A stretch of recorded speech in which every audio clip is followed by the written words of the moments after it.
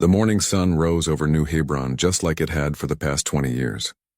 Children walked to school while their parents headed to work in the farming districts.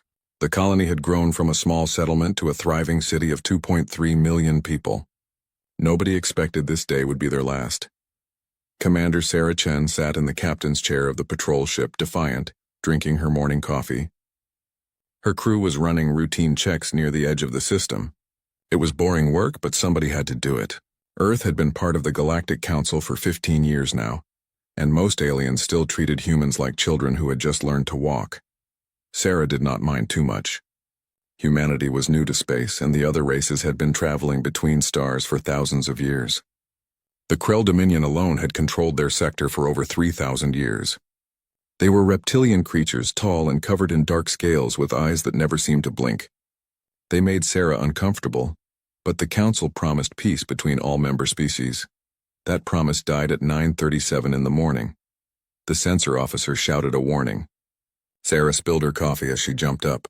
On the main screen, dozens of ships appeared from faster-than-light travel. They were Krell vessels, their dark hulls shaped like daggers pointed at New Hebron. Sarah opened communications immediately. "This is Commander Chen of the United Earthship Defiant. You are entering human space without authorization. Please state your intentions." There was no response. The Krell ships moved into position above New Hebron. Sarah felt her stomach drop. She knew what was coming, but her mind refused to accept it. "Get us closer," she ordered. "Maximum speed. And send a priority alert to Earth." The Defiant raced toward the planet, but it was too small and too far away. Sarah watched helplessly as the Krell ships began firing. Bright beams of energy struck the surface. Cities vanished in flashes of light. The planet's atmosphere caught fire in places. Within minutes, the entire surface was burning. Sarah's hands gripped the armrests of her chair so hard they hurt. Her crew sat in stunned silence. Some were crying. Others looked like they might be sick. 2.3 million people had just died, and they could do nothing but watch.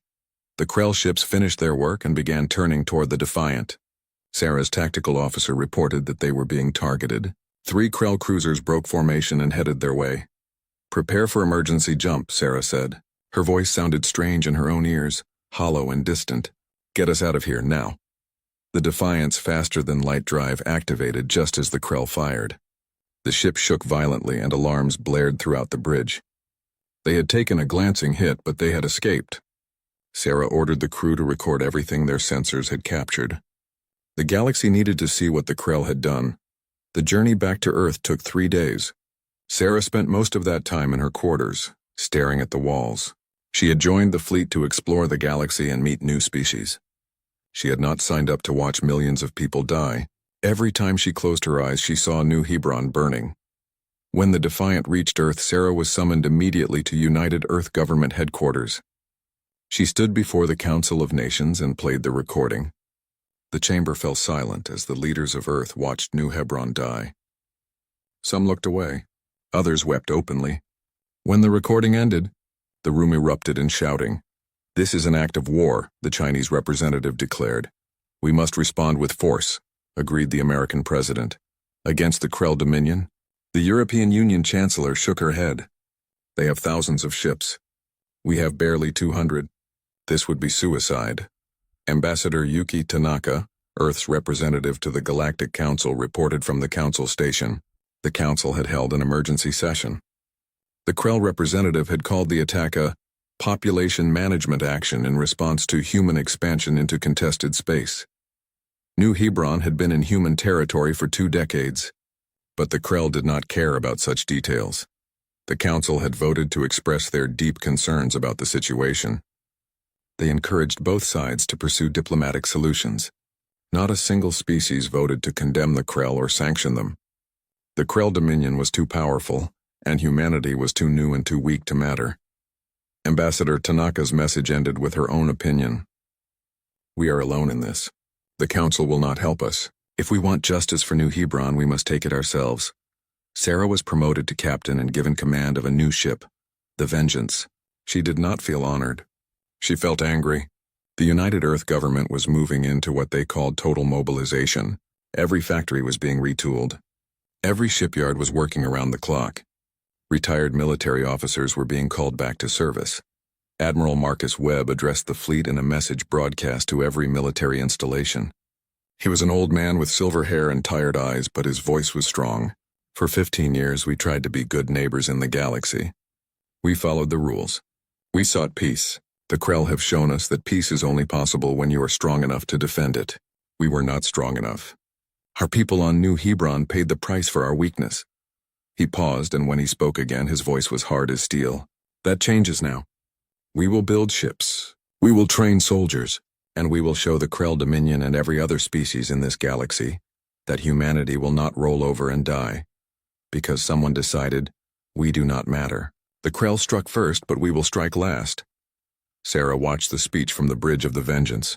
Around her, the crew nodded in agreement. These men and women had all lost someone on New Hebron. Friends, family, loved ones.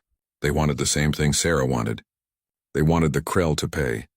But Sarah also felt something else beneath her anger. She felt fear. Not fear of dying, but fear of what humanity might become. Earth had spent centuries trying to leave behind its violent past.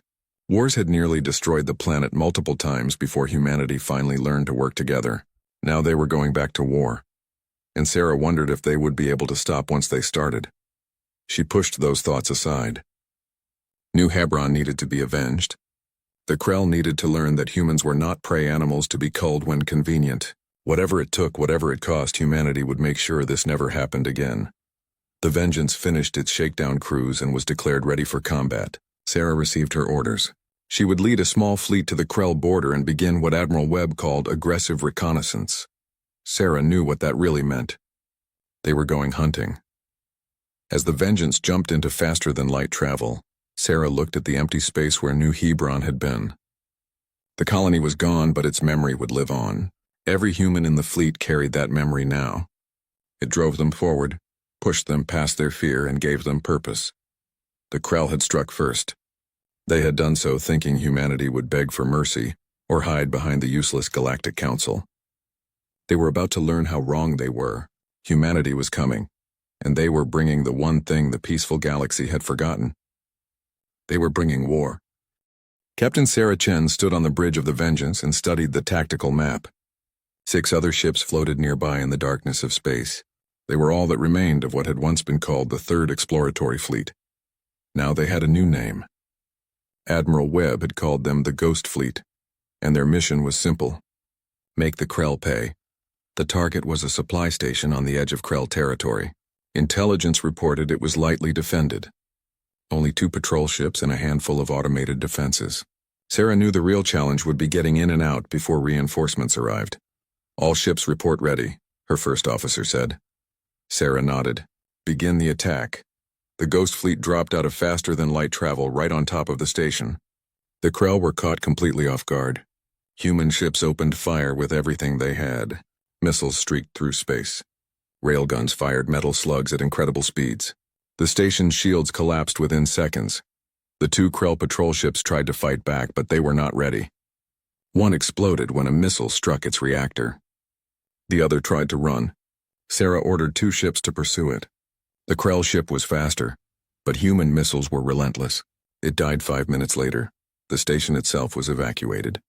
Sarah could see escape pods fleeing in all directions. She let them go. Her orders were to destroy military targets, not murder civilians. The Vengeance fired a spread of missiles into the station's main structure. Secondary explosions rippled through the facility. Within minutes, it was nothing but debris. "Jump us out," Sarah ordered, before their friends show up. The Ghost Fleet vanished into faster-than-light travel. Behind them, the Krell supply station burned. It was a small victory, but it was a start. Back on Earth, the factories worked day and night. Humanity was building ships at a rate that shocked the galaxy. The designs were crude compared to Krell technology. Human ships had thicker armor but weaker shields. They carried old-fashioned kinetic weapons alongside modern energy guns. Some alien observers called them primitive. Others called them brutal. What nobody expected was how many ships humanity could build. The Krell had been building their fleet for thousands of years. They had hundreds of massive cruisers and battleships, but they built them slowly, carefully, with artistic precision. Humans built their ships fast and dirty. What they lacked in elegance, they made up for in numbers. Admiral Webb explained the strategy to his officers. The Krell think war is an art form. They believe in honor and tradition. We are going to show them that war is not art. War is a job, and humans are very good at their jobs. The Ghost Fleet struck again 2 weeks later. This time they hit a mining operation in an asteroid field. The Krell defenders fought hard, but they were not prepared for human tactics. Sarah's ships hid among the asteroids, using them as cover. When Krell vessels came close, human ships would blast out of hiding and fire at point-blank range. One human destroyer took heavy damage and could not escape. The captain made a decision that would become famous throughout the fleet. Instead of surrendering or abandoning ship, he aimed his vessel at a Krell cruiser and hit maximum thrust. The destroyer crashed into the cruiser at full speed. Both ships exploded in a ball of fire. The Krell were horrified. Ramming was considered the act of desperate savages. But desperate savages kept winning. The mining operation was destroyed, and the Ghost Fleet escaped once again. War Master Krellthar sat in his command chamber on the Krell homeworld and read the reports with growing anger. These humans were not fighting like civilized beings. They ambushed supply convoys. They used nuclear weapons, which most species had banned centuries ago. They employed cyber attacks to disable Krell computer systems. They even used biological weapons on one military base, releasing a virus that made the defenders too sick to fight. They are barbarians, Krellthar hissed to his advisors. They have no honor, no respect for the proper way to wage war. One brave advisor dared to speak. Perhaps, War Master, but they are winning. Krellthar struck the advisor across the face with his tail. They are winning minor skirmishes against unimportant targets. When we commit our full strength, these primitives will break like all the others. But privately, Krellthar was worried. The Krell Dominion had not fought a real war in over 500 years. Their last conflicts had been brief police actions against minor species. Those species had surrendered quickly when they saw the might of the Krell fleet. The humans should have done the same. Instead, they fought back with a ferocity that seemed insane. The Galactic Council watched the conflict with growing unease. Ambassador Tanaka attended every session and made sure humanity's voice was heard. When the Krell representative accused humans of war crimes, Tanaka had a sharp response. You destroyed an entire colony without warning.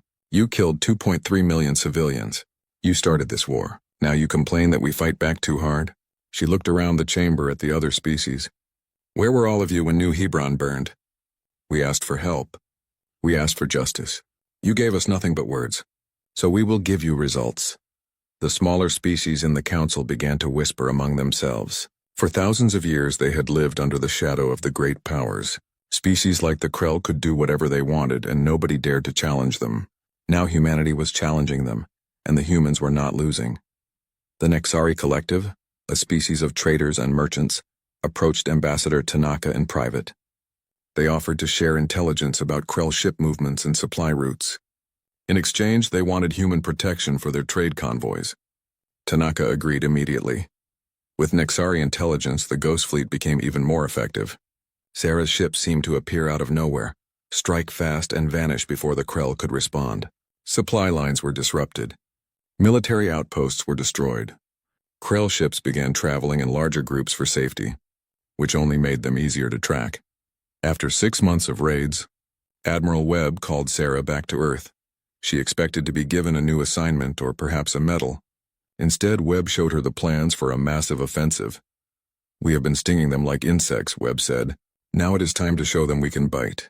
The Krell are planning to strike at Earth itself. We will be ready. Sarah looked at the defensive plans and felt her blood run cold. The Krell were committing 300 ships to the attack. It was the largest fleet they had assembled in centuries. If they reached Earth, the war would be over. What do we have to stop them? Sarah asked. Webb smiled. It was not a pleasant smile. Everything. Humanity had not been idle. The moon had been transformed into a massive weapons platform. Thousands of railguns pointed toward space. Missile silos covered the surface. Automated defense platforms orbited Earth in layers. And hidden in the asteroid belt, humanity had built something special, something the Krell would never expect. They think we are primitives, Webb said. They think we only know how to fight dirty and run away. They are about to learn that primitives can be very creative when their home is threatened. Sarah received a new assignment. She would command a squadron of fast attack ships during the coming battle. Her job was to harass the Krell fleet and draw them into the kill zone. It was dangerous work, but Sarah did not hesitate. New Hebron still burned in her memory. The Krell fleet began moving toward Earth. War Master Krelthar led them personally aboard his flagship, the Eternal Dominance. He was confident. 300 ships would be more than enough to crush the human homeworld. After Earth fell, the rest of humanity would surrender. Then the Krell could return to their proper place as the dominant power in the sector. As the Krell fleet approached the Sol system, Krelthar allowed himself a moment of satisfaction. The humans had fought well for primitives, but their luck had run out. Soon this annoying war would be over. He had no idea how wrong he was. The Krell fleet emerged from faster-than-light travel at the edge of the Sol system. 300 warships filled the space with their dark presence. War Master Krelthar stood on the bridge of his flagship and gazed at the small blue planet in the distance. Earth looked peaceful and vulnerable. He would enjoy watching it burn. All ships advance in formation, he commanded. Target the moon first. Destroy their military installations. Then we will move on to the planet itself. The Krell fleet began its approach. They moved slowly and carefully, maintaining perfect formation. This was how civilized species fought wars. With discipline. With honor. With overwhelming force that left no doubt about the outcome. Captain Sarah Chen watched from the bridge of the Vengeance as the enemy fleet advanced. Her squadron was positioned behind a cluster of satellites hidden from Krell sensors. All across the solar system, human forces waited in similar ambush positions. Remember, Admiral Webb's voice came through on the command channel. Let them get close. Let them think they are winning. Then we show them what humanity can do. The Krell fleet passed the orbit of Mars without incident. Krelthar nodded with satisfaction. The humans were not even trying to slow them down. Perhaps they had finally realized how hopeless their situation was. As the fleet crossed into the inner system, the first attacks came. Small groups of human ships darted out from behind asteroids and moons, fired missiles and retreated at maximum speed. The attacks were weak and poorly coordinated. Krelthar allowed his ships to return fire, destroying a few of the attackers. Primitives, he muttered. They send their young to die in futile gestures. What Krelthar did not know was that those attacks were not meant to hurt his fleet. They were meant to position it. Each time the Krell ships turned to engage the human attackers, they moved a little off course. Slowly, carefully, the humans were herding 300 Krell warships exactly where they wanted them. The Krell fleet reached the moon. Krelthar gave the order to begin bombardment. His ships opened fire on the lunar surface. Energy beams struck the gray rock and exploded in massive clouds of dust. Several installations were destroyed in the first volley. Then the moon fired back. Thousands of railguns opened up at once. Unlike energy weapons that could be partially blocked by shields, these guns fired solid metal slugs at incredible velocity. The projectiles punched through Krell shields like they were not even there. Ships rocked under the impact. Armor crumpled. Several cruisers lost power and began drifting. Evasive action. Krelthar roared. Return fire on those gun positions. But the guns were buried deep in the lunar rock. The Krell could destroy the surface installations, but the main weapons were untouchable. More and more railgun rounds slammed into the fleet. A Krell battleship exploded when a slug penetrated straight through to its reactor core. Then the missiles launched. Thousands of them rose from hidden silos across the lunar surface. They filled the space between Earth and Moon with contrails and fire. Krell point defense systems tried to shoot them down, but there were too many. Missiles struck ship after ship. "This is impossible," one of Krelthar's officers cried. "Intelligence said the humans only had a few hundred missiles." Intelligence was wrong, Krelthar growled. He was beginning to understand something terrible. The humans had been preparing for this. All their hit-and-run attacks, all their desperate tactics had been buying time for this moment. Sarah's squadron came screaming out of hiding. The Vengeance led a dozen ships in a high-speed attack run straight through the Krell formation. They fired everything they had, focusing on ships that were already damaged. One Krell cruiser, its shields down and armor breached, took a direct hit from the Vengeance's main guns. It broke in half. "All ships scatter," Sarah ordered. Her squadron split in 12 different directions. The Krell tried to track them, but the human ships were faster and more maneuverable. They had been designed specifically for this kind of fighting. Then the real surprise came. Hidden throughout the debris field of old satellites and space junk, thousands of automated drones activated. They were simple machines, nothing but a thruster and a nuclear warhead. They did not even have weapons targeting systems. They just flew toward the nearest large object and detonated. Krelthar watched in horror as suicide drones slammed into his ships. Each explosion was small, but there were hundreds of them. Shields flickered and failed under the constant assault. Smaller vessels were simply vaporized. Larger ships took critical damage, these barbarians. Krelthar slammed his fist on the command console. They use nuclear weapons like toys. They have no honor. His tactical officer interrupted. War Master, we have lost 40 ships. Many more are damaged. We should retreat and regroup. Retreat? Krelthar's eyes blazed with fury. The Krell Dominion does not retreat. We will push through their defenses and complete our mission. But the defensive platforms were just getting started. All around Earth, hidden installations revealed themselves. Massive laser arrays fired. Particle beam weapons cut through the void. And from the asteroid belt came dozens of human heavy cruisers that had been waiting there for weeks. The Battle of Terra, as it would be called in history books, lasted 14 hours. The Krell fought with desperation as they realized they were not winning. Ships that could no longer fight rammed into the defensive platforms. Damaged vessels tried to reach Earth's surface for one last attack, but humanity had prepared for everything. When a Krell destroyer broke through the defenses and headed for a major city, 3 human frigates intercepted it. They were too small to destroy the destroyer, but they did not need to. All 3 frigates rammed the larger ship at full speed. The destroyer was knocked off course and exploded harmlessly in the atmosphere. Admiral Webb watched from the command center deep beneath Earth's surface. Each human ship that died hurt his heart, but he could not deny the effectiveness of their sacrifice. The Krell had never faced an enemy willing to die to protect their home. They did not know how to fight against that kind of determination. War Master Krelthar's flagship was hit by a railgun round that tore through the engine section. The Eternal Dominance went dark, its power systems failing. Krelthar tried to order a retreat, but his communications were down. Around him, the remains of his fleet were already running, those ships that could still move. Of the 300 ships that attacked Earth, only 73 escaped. The rest were destroyed or crippled. Sarah's squadron hunted down several fleeing vessels, destroying them before they could jump to faster-than-light speed.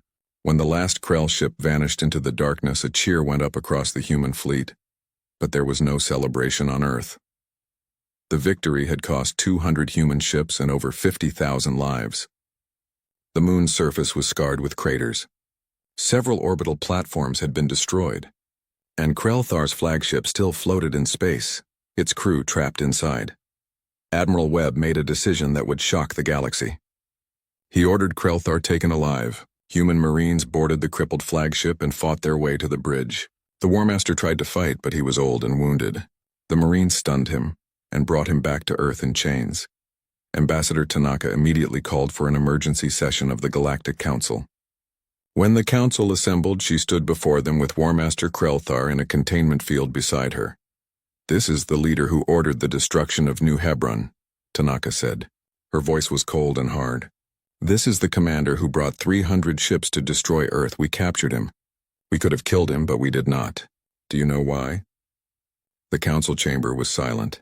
Every species representative stared at the captive Krell with a mixture of shock and disbelief.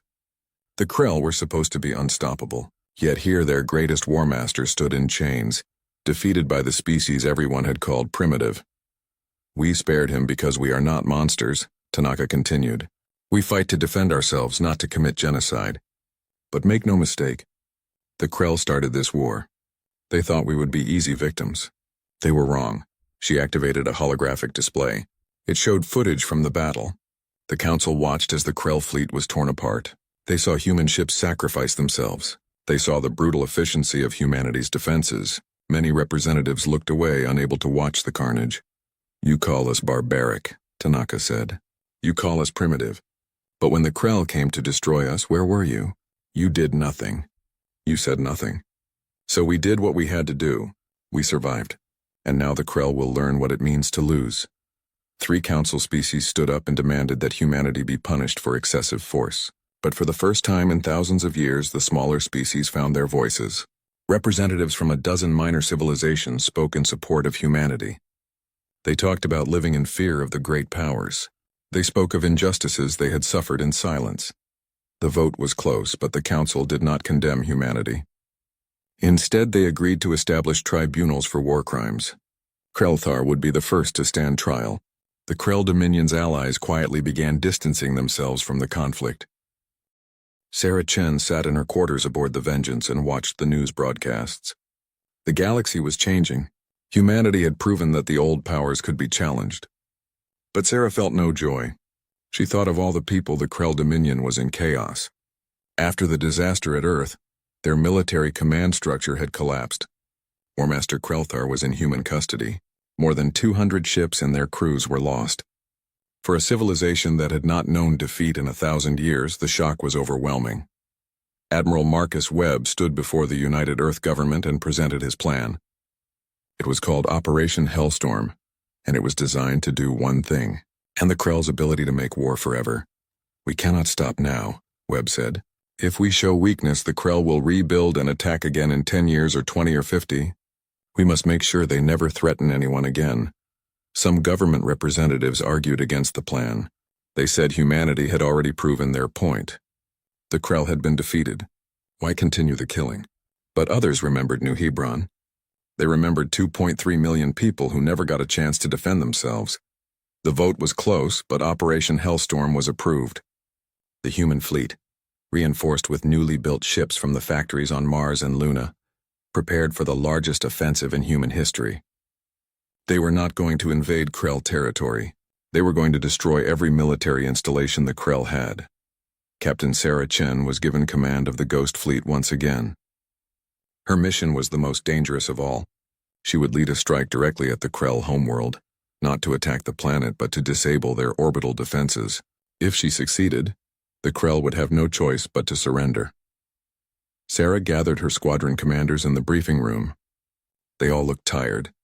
They had been fighting for over a year now, and it showed in their faces. But their eyes still burned with determination. "This will not be easy," Sarah told them. "The Krell homeworld has defenses that make Earth's look primitive. They have been building them for 3,000 years. But they also have never been attacked. Their defenses are designed to stop an invasion fleet, not a fast strike force." She brought up a holographic map of the Krell system. "We will jump in here at the edge of their sensor range. Then we use maximum speed to reach the planet before they can organize a response. Our targets are the shield generators. Destroy those and the Krell will be defenseless." One commander raised his hand. "And if we cannot destroy them all?" Sarah looked him in the eye. "Then some of us will need to make sure they go down anyway." Everyone in the room understood what that meant. This was a one-way mission for anyone whose ship got too damaged to escape. Sarah could see the fear in their faces, but she also saw acceptance. They had all lost someone at New Hebron. If dying meant preventing another New Hebron, they would do it.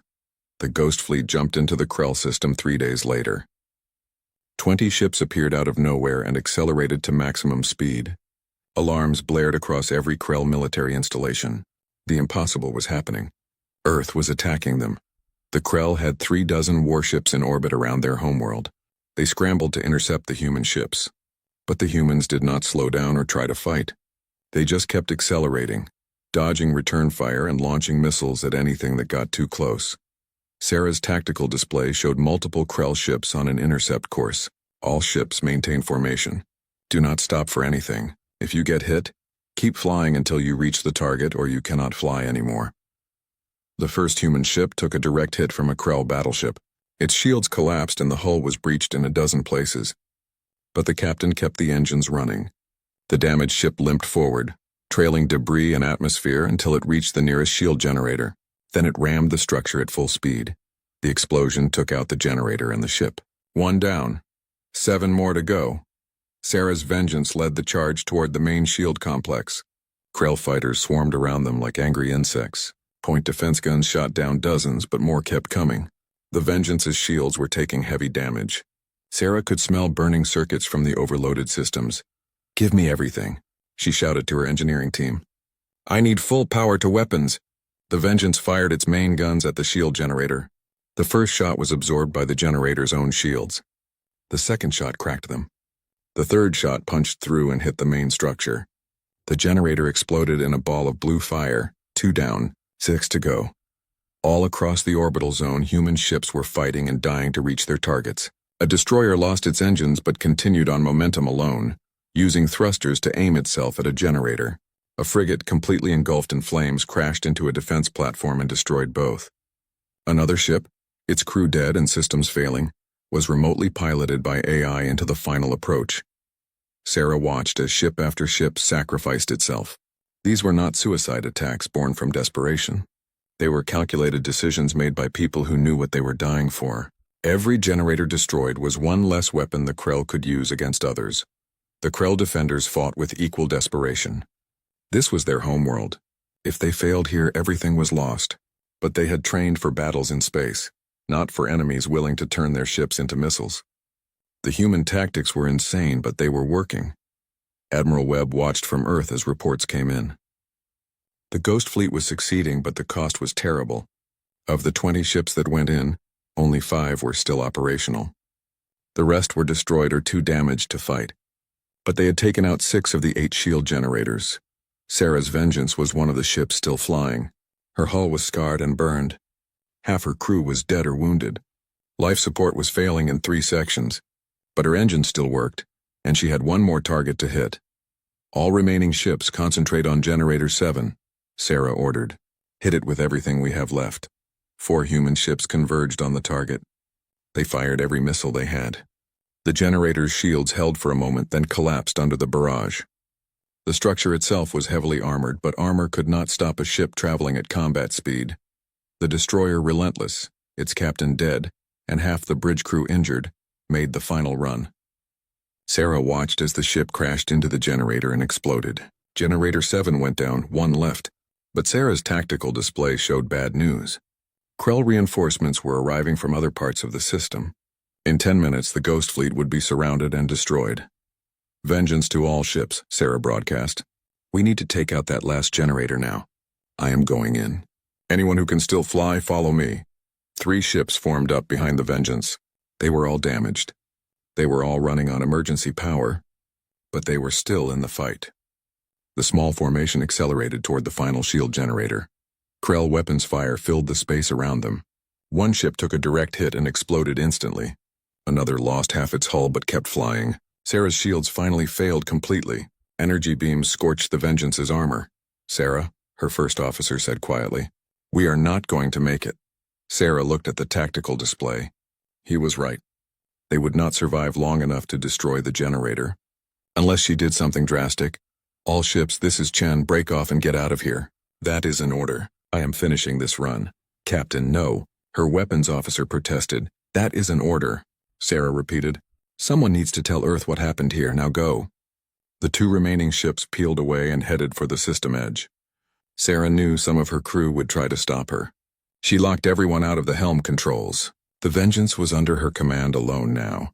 She aimed the ship directly at the shield generator and pushed the engines to maximum. The Krell threw everything they had at her. Energy beams, missiles, kinetic rounds. The Vengeance shook with each hit. Whole sections of the ship went dark. The bridge caught fire. Sarah strapped herself into the captain's chair and held course. She thought about New Hebron. She thought about the millions who died that day. She thought about all the people who had died in this war, both human and Krell. All because some powerful beings had decided that weaker species did not matter. This is for New Hebron, Sarah whispered. But at the last moment, something unexpected happened. The remaining crew, trapped in various parts of the ship, started sending her messages. They were not begging her to turn back. They were thanking her for leading them, thanking her for giving them a chance to mean something. Sarah realized she was not alone in this sacrifice. Her crew was choosing to die with her. They could have abandoned ship, but they stayed. They stayed because this mattered, because someone had to make sure the Krell never did this to anyone else. The Vengeance struck the shield generator at full velocity. The explosion was visible from the surface of the Krell homeworld. The last shield generator went offline. The Krell capital was defenseless. From orbit, Admiral Webb's fleet appeared. Dozens of human ships dropped out of faster-than-light travel. They had been waiting for this moment. The Ghost Fleet had succeeded. Now it was time to deliver the ultimatum. Webb's message broadcast on all Krell frequencies. This is Admiral Marcus Webb of the United Earth Fleet. Your orbital defenses are destroyed. Your warships are... The wreckage of the Vengeance was recovered from orbit around the Krell homeworld. Most of the ship was destroyed, but they found the bridge intact. Captain Sarah Chen's body was still strapped in the captain's chair. Admiral Webb insisted on being present when they brought her home to Earth. Sarah was given a hero's funeral. Millions watched as her coffin was carried through the streets of Geneva. Flags flew at half-mast across the planet. She had become a symbol of humanity's determination and sacrifice. But to Admiral Webb, she was just another name on a list that had grown far too long. The Krell Dominion was broken into occupation zones. Human administrators worked with Krell civilians to establish a new government. All military shipyards were dismantled. The Krell fleet was reduced to a small defense force, barely enough to fight pirates. It would take them centuries to rebuild if they were ever allowed to. War Master Krellthar stood trial for war crimes at the new Galactic Court of Justice. It was a human idea, but dozens of species had supported it. For the first time in galactic history, the powerful would be held accountable for their actions against the weak. Krellthar showed no remorse. "I did what I believed was necessary for my people," he told the court. The humans were expanding too quickly. They needed to be controlled. The prosecution showed recordings from New Hebron, 2.3 million civilians dying in fire, children running from bombs, cities vanishing in flashes of light. The court chamber fell silent as the recordings played. Krellthar was found guilty of genocide and crimes against sapient life. He was sentenced to life imprisonment on a neutral station. As guards led him away, he looked at the human observers. "You have won this war," he said. "But you have also become what you fought against. Warriors, killers. You will never escape that now." His words haunted many humans. They had gone to the stars seeking peace and found only war. Now they were known throughout the galaxy as the species that had defeated the Krell. But at what cost? Ambassador Yuki Tanaka addressed the Galactic Council for the final time as humanity's representative. She was being promoted to a new position, one that had been created specifically for Earth. Humanity would join the Council's Security Directorate, a reformed body designed to prevent wars before they started. "We did not want this," Tanaka told the assembled species. "We wanted to be explorers and traders. We wanted to make friends among the stars." The Krell took that dream and burned it along with New Hebron. "They forced us to remember what we are capable of when we are pushed too far." She paused and looked around the chamber. Some species met her gaze. Others looked away. "But we refused to become the next bullies. We refuse to use our strength to oppress others. Instead, we will use it to protect those who cannot protect themselves.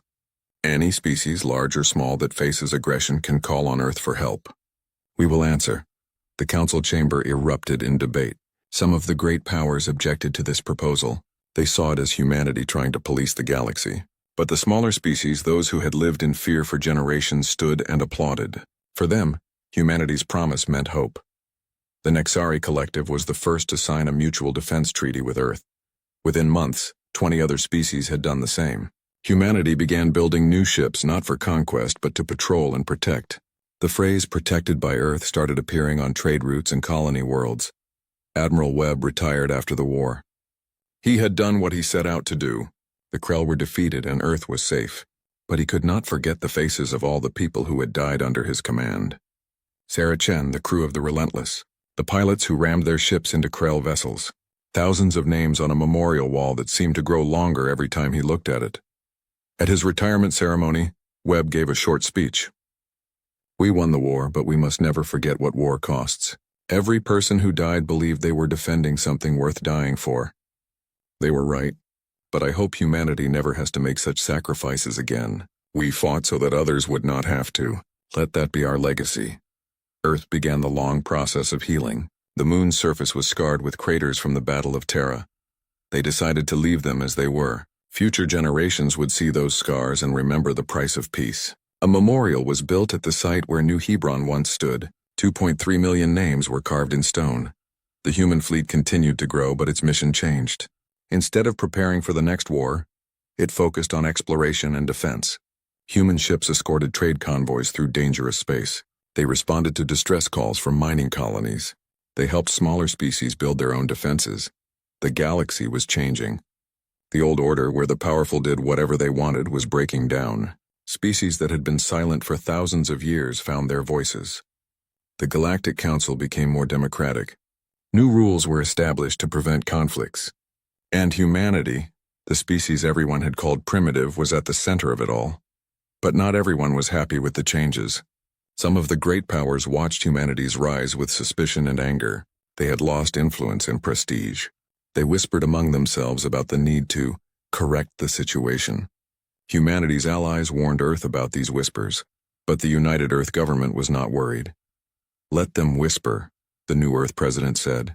Let them plot. But they should remember what happened to the Krell. We did not want that war. We did not start it. But we finished it. Anyone who threatens peace will learn the same lesson. 10 years after the war ended, a ceremony was held at New Hebron.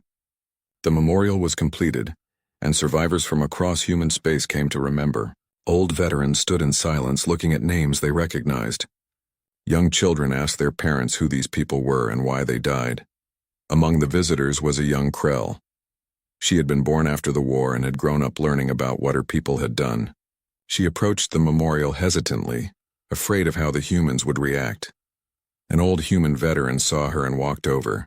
He had lost his entire family at New Hebron. The Krell girl expected anger or hatred. Instead, the veteran just looked tired. "Why did your people attack us?" she asked quietly. The veteran was silent for a long time. "Your leaders thought we were weak. They thought we would not fight back. They were wrong." He gestured to the memorial. "This is the price of that mistake. Remember it. Make sure your children remember it. So it never happens again." The Krell girl nodded. She had come to New Hebron to understand. Now she did. The war had not just killed people. It had killed the innocence of two species. The humans had learned they could never let their guard down. The Krell had learned that power without wisdom leads to disaster. Back on Earth, a new generation of children were growing up. They learned about the war in school. They saw the recordings and read the accounts. But they also learned about the peace that followed. They learned that strength was not just about winning fights, but about protecting the weak. A reporter asked one of these children what she wanted to be when she grew up. She thought for a moment and said, "I want to join the fleet. Not to fight wars, but to make sure we never have to fight one again." That was humanity's new dream. They had proven they could wage war better than species with thousands of years of experience. Now they would prove they could keep the peace just as well. The galaxy had struck first, but humanity's response had been to build a future where no one would need to strike at all. On the bridge of a patrol ship far from Earth, a young officer looked out at the stars. She wore a uniform with a patch that showed Earth and the moon. Above them were the words, "Never again." It was the motto of the United Earth Fleet. The officer thought about all the species, living under Earth's protection. She thought about the treaties and alliances that kept the peace. She thought about Captain Sarah Chen and all the others who had died so that she could stand here in safety. "Never again," she whispered to the stars. The war was over. Humanity had won. But more importantly, humanity had not forgotten why they fought. They remembered New Hebron. They remembered the cost. And they would make sure that cost meant something.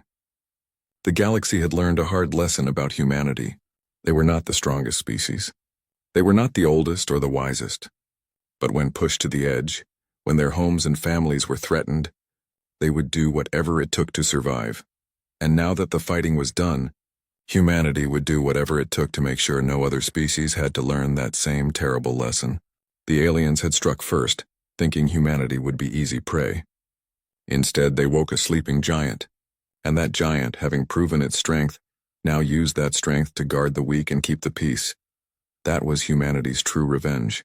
Not destruction, but protection. Not conquest, but justice. The Krell had tried to erase humanity from the stars. Instead, humanity had become the stars' guardians. And they would remain vigilant, forever remembering the price of peace, forever ready to defend it. The galaxy would never forget the day the aliens struck first. But more importantly, it would never forget humanity's response, not with more violence than necessary, but with exactly enough. Not with cruelty, but with determination. Not to dominate, but to ensure it never happened again.